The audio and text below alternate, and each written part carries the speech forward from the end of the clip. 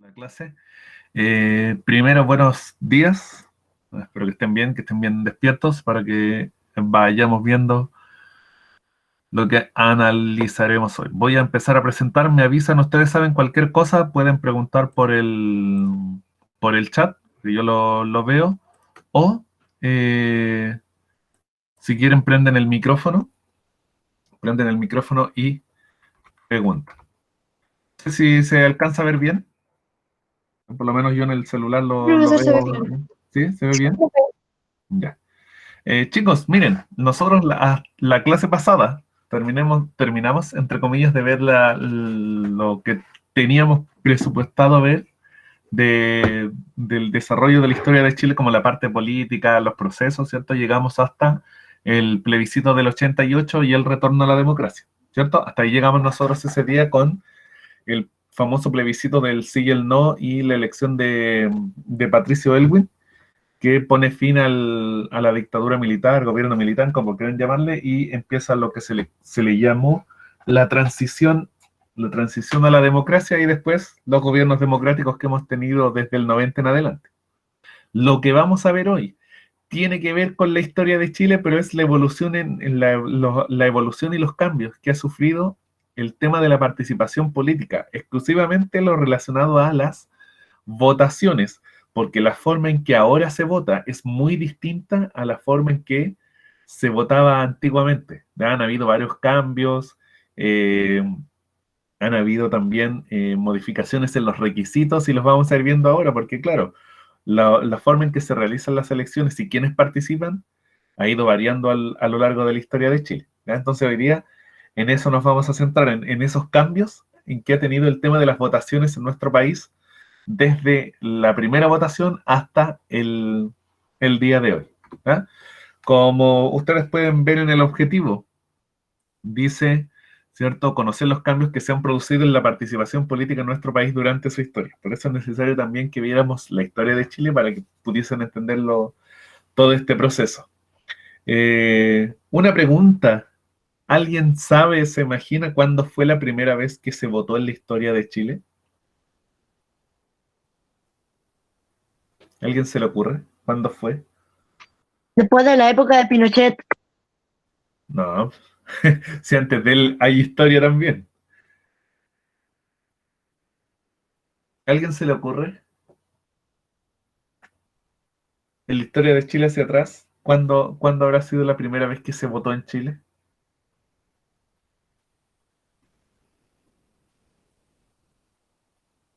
¿Alguien sabe? ¿Alguien se le ocurre, más o menos? ¿Cuándo puede haber sido la primera votación de la que se tiene conciencia? La que es conocida o la que está establecida como la primera votación en la historia de nuestro país. ¿Quién me puso ahí? Hace 300 años o menos, no sé. Sí, es harto tiempo atrás. Es harto tiempo atrás. No 300, pero sí debe andar por los 200 años más o menos. Un poquito más de 200. ¿Alguien se le ocurre? ¿Alguien se acuerda? Ya, partamos. En- Si miramos la historia de nuestro país hacia atrás, los pueblos aborígenes no tenían votaciones. ¿Ya? Así como, como el voto que ven ustedes ahí en pantalla. Después vino la conquista española. Eh, las- el- ¿Eh? me acuerdo que habíamos pasado una parte donde estaban los pelucones, parece que se llamaban, y otra, y ahí fue la primera votaciones, ¿o no? Ya, un poquito más atrás, pero anduvo más o menos cerca, ¿eh? Y ahí ya empezamos a avanzar. Eh, en la época de la conquista y la colonia, dominaban los españoles. ¿Cómo se elegían las autoridades en esa época? ¿Alguien se acuerda?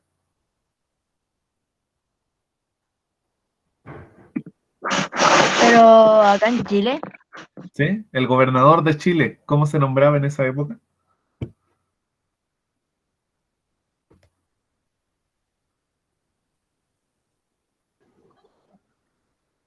¿Por decreto? ¿Ah? ¿Qué cosa? No sé quién es el que me habla. El Joaquín Marambio me pone ahí el 1810. Anda por ahí súper cerca el Joaquín. Mira, la voy a poner yo acá. Voy a avanzar. La primera vez que se votó en Chile fue en la Patria Vieja, en ¿Cuándo 1800. se votó por primera vez en Chile? ¿Eh? En 1900. ¿Eh? ¿Y por qué se hizo esa votación? Para elegir a los representantes para el primer Congreso Nacional. Vamos a hacer memoria de lo que... Vamos a hacer memoria hacia atrás para que se vayan acordando. Profe, yo lo sé. Participación política en Chile. ¿Cuándo se votó por primera vez en 1829, Chile? creo. 1811, en la Patria Vieja. Se Ahí, celebran las primeras elecciones en Chile para elegir representantes para el primer Congreso Nacional. se está esperando ahí el que deje de hablar, no sé quién es, el que está leyendo la diapositiva. Ahí sí, ahí quedó en silencio, se escuchaban como 3 voces a la vez. Pero, profe, yo creo que es 1829. No sé, ahí está en la pantalla. Miren, nosotros cuando vimos todo esto de la conquista y la colonia en Chile, ¿ya? Los gobernadores y todas las autoridades en esa época no eran por elección, eran nombrados, ¿ya? Eran nombrados por la corona española. ¿Ya? El rey de España tampoco no era por elección, eso, los reyes eran, sí, como puso el Joaquín Marambio, estuvo un año. Eh, entonces, elecciones no se hacían. Obviamente Chile, al ser colonia, no iba a decidir quién iba a ser el rey ni nada en esa época, no existía el tema de la votación como lo tenemos nosotros ahora. La que sí aparece como la primera instancia de votación en nuestro país es dentro del proceso de independencia, cuando en 1811, en el proceso de la Patria Vieja, se hicieron estas elecciones para elegir representantes para el primer Congreso Nacional. El que anduvo cerca, porque me mencionaba ahí, era precisamente lo que me decía el Joaquín Marambio. Recuerden que lo primero que se hizo aquí en Chile, y que es el primer paso dentro del proceso de la independencia, es la Junta de Gobierno, la primera Junta Nacional de Gobierno, que es el 18 de septiembre de 1810. Ese mismo año se hizo un reglamento para las votaciones del año siguiente, que van a ser en 1811 y que era precisamente para los representantes. ¿Ya? Ese es el primer indicio de votación con papelitos y todo que nosotros tenemos acá, porque la de la Junta de Gobierno, ahí eran los vecinos de Santiago y era igual que en un consejo de curso, se hacían a mano alzada y cosas así. ¿Ya? Entonces, la primera instancia que nosotros tenemos en la historia es el tema este del voto para elección de representantes. ¿Ya? Hasta ahí es el primer indicio. Luego vamos a tener, cuando ocurre todo el proceso de independencia, ¿cierto? Esto de la patria vieja, la reconquista y la patria nueva. Después pasábamos nosotros a este periodo que era el periodo de organización. Y en ese periodo de organización nosotros tuvimos 3 constituciones distintas. Si ustedes recuerdan, la constitución moralista, que era esta constitución que al final prácticamente no resultó porque tenía muchas cosas de la vida privada de las personas y eso era imposible de verificar. Las leyes federales de 1826 que buscaban que Chile fuera como Estados Unidos, que no resultó tampoco. Y después la constitución liberal, la de 1828, que también alcanzó a durar súper poco porque después vino la guerra civil, la que sí se recordaban ahí de los pelucones y los pipiolos, o sea, conservadores versus liberales, que desembocó en la batalla del Ircay en 1830. Esas 3 constituciones, si bien duraron poquito en el tiempo, ¿eh? son 3 en menos de 7 años, sí empezaron a establecer criterios para el tema de las votaciones. ¿Ya? Votar es igual a sufragar. Donde dice sufragio, que ustedes pueden ver ahí en la pantalla, lo estoy marcando con el cursor, dice sufragio es votar. En esa época se usaba mucho algo que se llama el sufragio censitario y que tiene relación con el requisito del dinero, de tener cierta cantidad de dinero para poder votar. Las 3 constituciones hablan de votaciones de quienes son considerados ciudadanos y habitualmente establecían esa mayoría de edad para votar, los 21 años. ¿Ya? Eso es lo que existía en esa época. La mayoría de edad para votar era a los 21 años. Y se pedían, perdón, una serie de requisitos. Y por esa razón, y sobre todo considerando el requisito del dinero, se le llama sufragio censitario, porque tiene ese requisito, ese símbolo es el del dinero. ¿Ya? ¿Alguien se le ocurre qué dificultad tiene que el voto sea censitario? Que sea de acuerdo al dinero. ¿Qué problema podría generar? Que no todos podrían votar. Ya, que no todos podrían votar, ¿cierto? Y lo otro, si ustedes se dan cuenta, dice mayoría 21 años. ¿En la imagen sale alguna mujer? No. No. No. No. Todo lo que vamos a ver prácticamente es voto de hombres. Al último, al final, vamos a ver a la mujer, porque en esta etapa, todo lo que vamos a ver nosotros, sí que me pone ahí la Sofía Torres F, eh, son solo hombres, siempre, solo hombres. La mujer recién pudo empezar a votar en el siglo XX. ¿Eh? Y no es que votó de inmediatamente de una sola vez, sino que le costó harto trabajo, harto empuje para que finalmente fuera aceptada. ¿Ya? Entonces voy a retroceder un poquito. Esta primera votación es el primer indicio de una votación así más parecida a lo que tenemos nosotros, la patria vieja.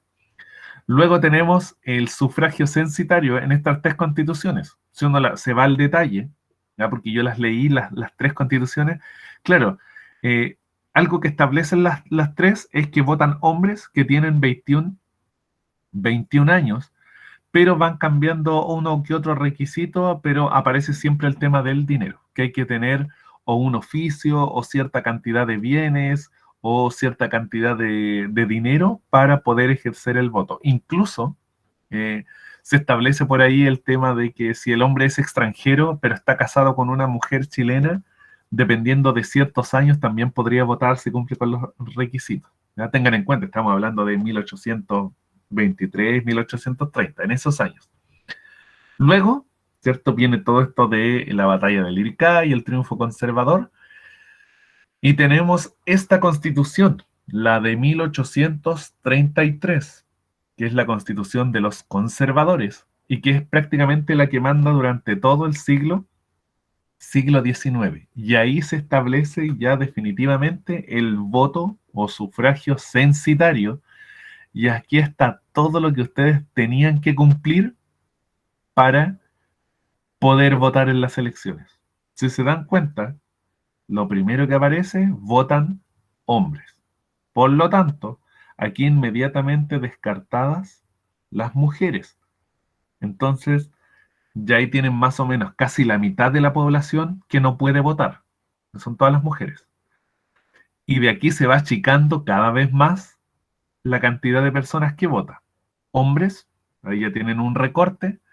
La mayoría de edad, 21 años, si el hombre era casado, y 25 años si es soltero. O sea, se hace la diferencia. Si es 21 años pero está casado, o 25 años si es soltero.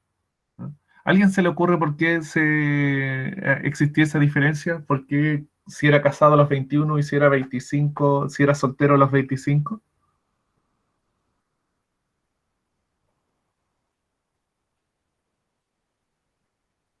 ¿A alguien se le ocurre? ¿Por qué creen ustedes que existía esa diferencia?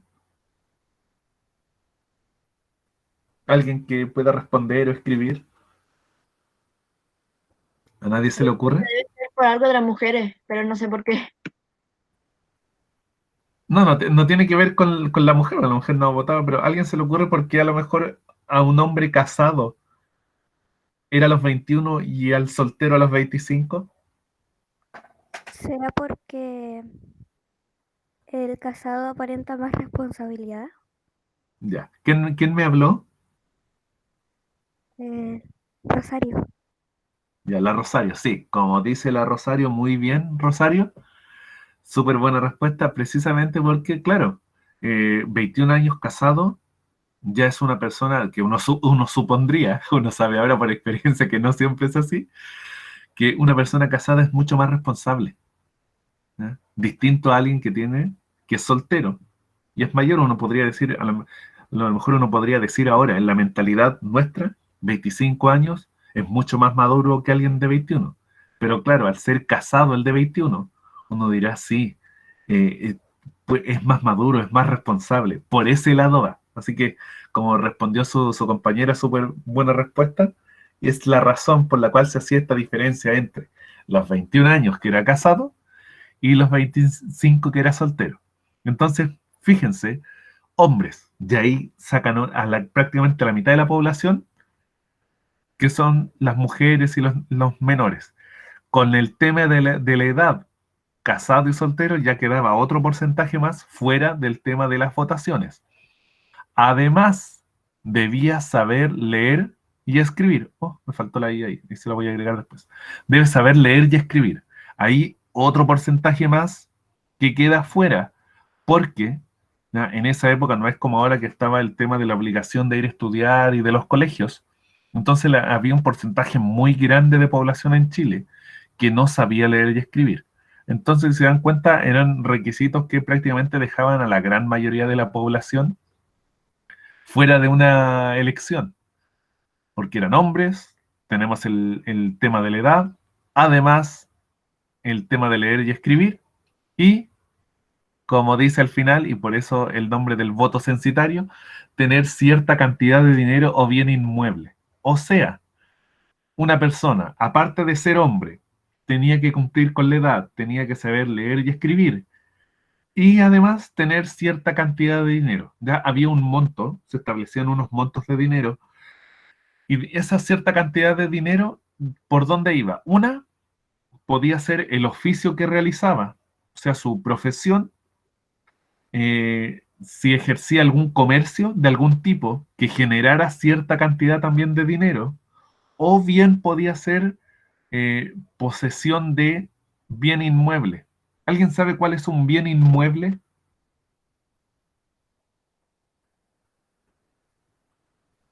¿Alguien de aquí del curso tiene un Play?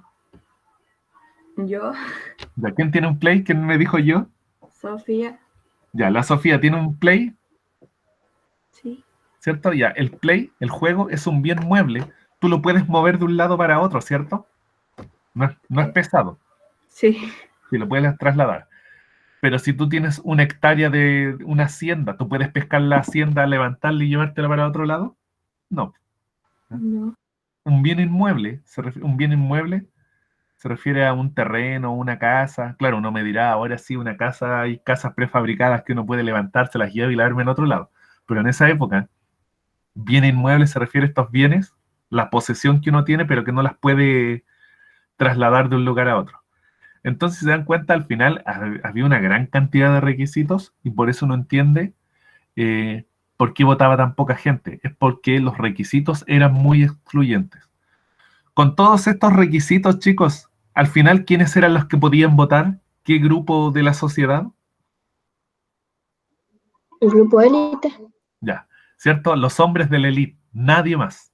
Eran los únicos que al final participaban, ¿cierto? ¿Quién me respondió ahí? Isabela Lara. La Isabela Lara. O sea, en el fondo como la clase alta de la época, ¿cierto? Pero solo hombres. Esto se va a mantener, como ven ustedes, prácticamente todo el siglo XIX, porque esta es la constitución que vamos a tener. Más adelante le van a sacar esto, el tema del saber leer y escribir, pero todo lo demás se va a mantener. ¿Cuándo va a venir a empezar el cambio? Lo van a tener acá, en 1925, ya queda establecido en la Constitución un voto mucho más ampliado. Si ustedes se dan cuenta, ahí aparece, dice, son ciudadanos con derecho a sufragio los chilenos. ¿Ya? Ahí ya empiezan a tener diferencias. ¿Por qué? Porque el que diga los chilenos significa que deben de tener la nacionalidad. ¿Ya? Por ejemplo, aquí en el sexto A no hay ni un ciudadano. No sé si hay extranjeros aquí en el curso. ¿Hay algún extranjero? ¿O son todos chilenos? El Dylan, creo, no sé. ¿Ah? El Dylan, creo. ¿El Dylan?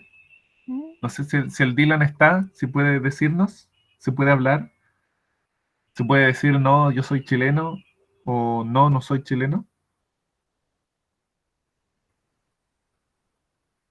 O no, no, parece que no está. Ahí después, ojalá si puede escribir o responder. ¿Ya? De Una partida. que es extranjero. Ah, el Dylan es extranjero, tiene nacionalidad extranjera. Yo conozco un amigo que es extranjero, que Ah, practica. ya. Ah, ¿y de dónde es? Parece que de Venezuela. Ah, es venezolano. Ya. Ah. Sí, porque ahí en el colegio yo sé que hay varios, pero de los cursos que yo no alcancé, en el caso de los quintos y ustedes los sextos, lo alcancé a ver 2 semanas, entonces no alcancé a ubicar a más gente. ¿Ah? Entonces aparece ahí el tema del ciudadano con derecho a sufragio. Por eso le explicaba yo a ustedes que en el curso de ustedes no hay ni un ciudadano, porque les falta un requisito que vamos a ver más adelante. ¿Ya? Chilenos, se mantiene el del 21 años de edad, sepan leer y escribir y estar inscrito en los registros electorales. ¿Ya? Antiguamente incluso a mí me alcanzó a tocar, yo me tenía que ir a inscribir, incluso por ahí tengo el carnet del registro electoral. ¿Ya? Después voy a ver si se los muestro, un carnet de color azul. ¿Ya? Entonces ahí se amplía un poco más el tema del voto. Todavía no aparece, si se dan cuenta las mujeres, está el tema de la edad. Se sacó, si ustedes ven aquí, el tema del dinero, del censitario. Entonces ahí se amplía más. Sale el tema del leer y escribir, porque ese leer y escribir sacaban, después lo ponían, después sacaban otra vez. Ahora el tema del leer y escribir no está tampoco. Ya para votar tú no necesitas, y lo vamos a ver, no necesitas leer y escribir. Para ser vocal de mesa sí, pero no para votar. ¿Ya? ¿Alguien se le ocurre por qué es necesario que sepan leer y escribir a la hora de ir a votar? Para ver por quién están votando. ¿Para leer los candidatos? Ya, para saber, ¿cierto?, por quién están votando, porque fácilmente si alguien no sabe leer y escribir, el que lo ayuda le podría decir, no, vota aquí si ahí dice eso. Resulta que dice otra cosa. ¿Ya? Ahí me respondió el Dylan.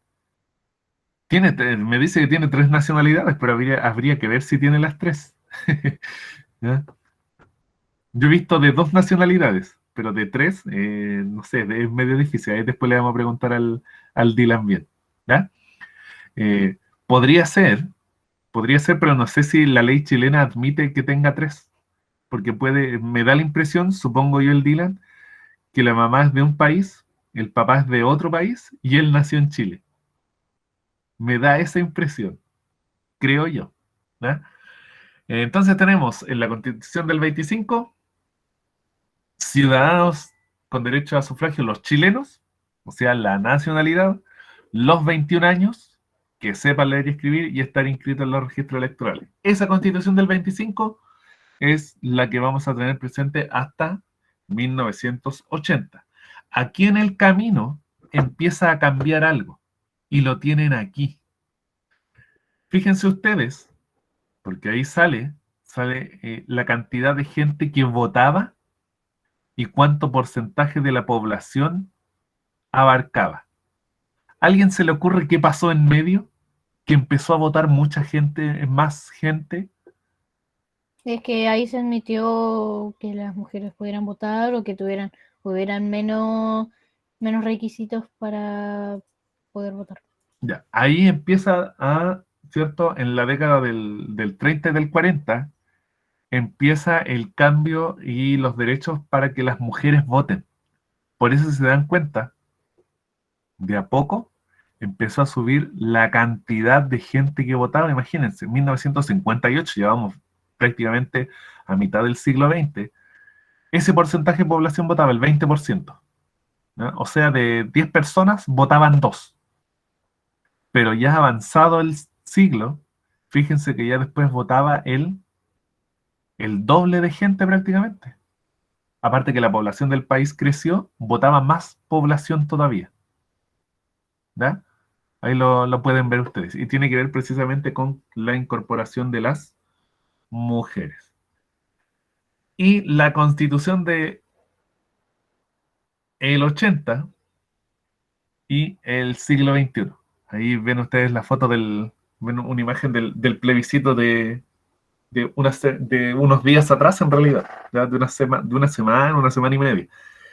De acuerdo a la constitución del 80 y lo que nosotros tenemos ahora, el voto es universal. ¿Ya? ¿Por qué? Porque votan todas las personas, independiente de su eh, religión, de sus creencias. ¿Ya? Da lo mismo si es hombre y mujer. ¿Ya? Aquí sí están las mujeres presentes, ¿cierto? Lo que tienen que cumplir es con el requisito de la nacionalidad. Incluso los extranjeros también pueden votar, pero tienen que cumplir otros requisitos. Que hayan cumplido los 18 años de edad, ustedes lo ven ahí, y no haber sido condenados a pena aflictiva, o sea, no haber estado presos más de 3 años y un día de cárcel. ¿No? Esos son los requisitos. ¿Qué cosa se eliminó? El tema del saber leer y escribir, si ustedes ven, no aparece. Y lo otro es estar inscrito en los registros electorales. Ahora, ¿cómo sé yo si estoy habilitado para votar? ¿Alguien sabe?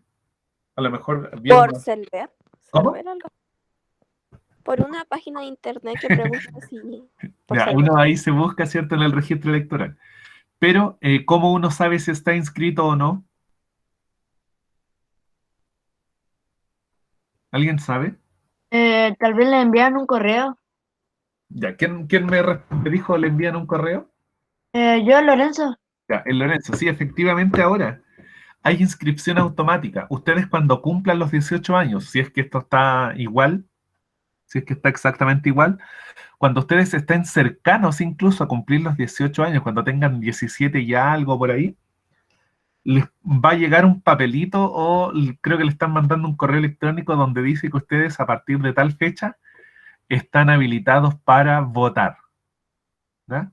Incluso yo lo recuerdo porque cuando estábamos en clases presenciales, cuando tuve cuarto medio de jefatura, hubo como 3 alumnos que llegaron y mostraron el papelito que les había llegado, donde decía que ellos a partir de tal fecha estaban habilitados para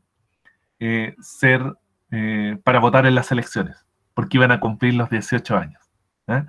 Eso involucra también no solo el derecho a ir a votar, porque las votaciones ahora son voluntarias, no son obligatorias, pero también está la obligación de que si son nombrados vocales de mesa, tienen que ir sí o sí. ¿Ya? ¿Y qué pasó? Yo tengo alumnas que son vocales de mesa ahora, porque incluso en el plebiscito ahora de la prueba y del rechazo, estaban ahí en las mesitas contando los votos y todo. ¿Ah? Entonces, si se dan cuenta, cómo ha ido cambiando el voto, el tema del sufragio, las elecciones en el transcurso de la historia de nuestro país. Partimos, voy a retroceder, no, para el otro lado, partimos acá, imagínense, 1811 con las elecciones para el Congreso Nacional.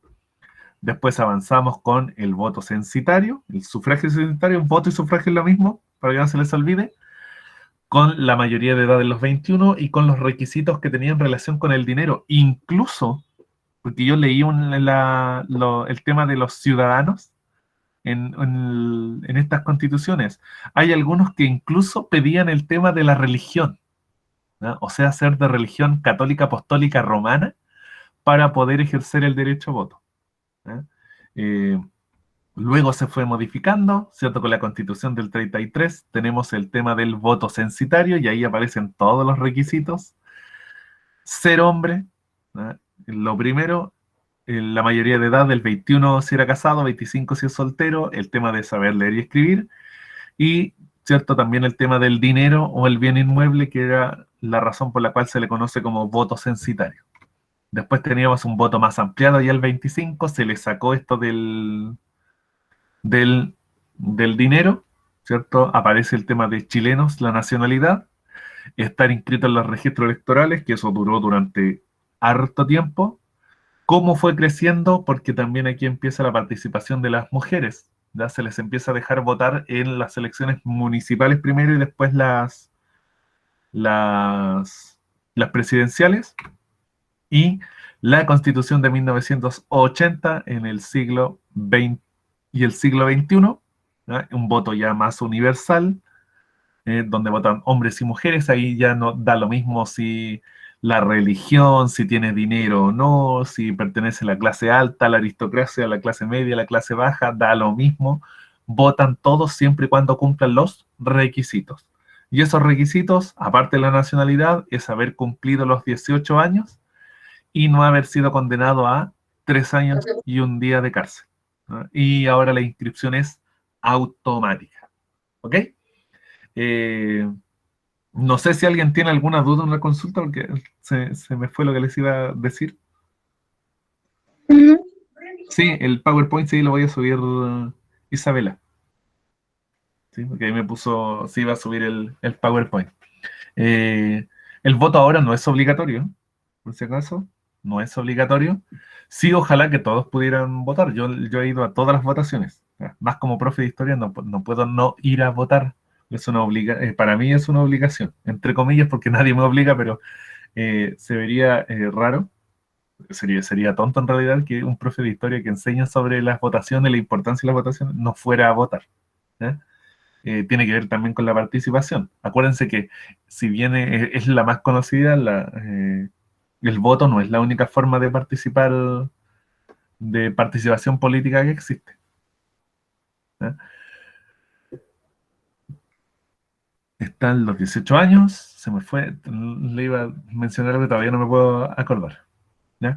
Por si acaso, cuando una persona es condenada, eso era, cuando una persona es condenada a pena aflictiva a los 3 años y un día de cárcel, son los 3 años y un día de cárcel efectivo. Por ejemplo, si a alguien lo condenaron y no pasó un día en la cárcel, a esa persona no le quitan el voto. ¿Ya? Si la persona es condenada y pasa los 3 años y un día de cárcel, sí pierde su derecho a voto. Incluso antes a las personas le mandaban un papelito. Les llegaba un papel, porque yo lo alcancé a ver con una persona que estuvo presa, y a ellos les llegaba un documento que decía que ellos no podían votar de acuerdo al artículo tanto, salía la ley, toda la descripción, y que era en el fondo que no podían votar por haber estado preso en la cárcel. ¿A una persona le pueden devolver su derecho a voto? Sí. ¿Eh? Así como lo pierde cuando está preso, se lo pueden devolver. ¿Ya? Listo, chicos, eso sería todo. No sé si alguien tiene alguna duda, alguna consulta, para que se den cuenta cómo ir evolucionando el tema.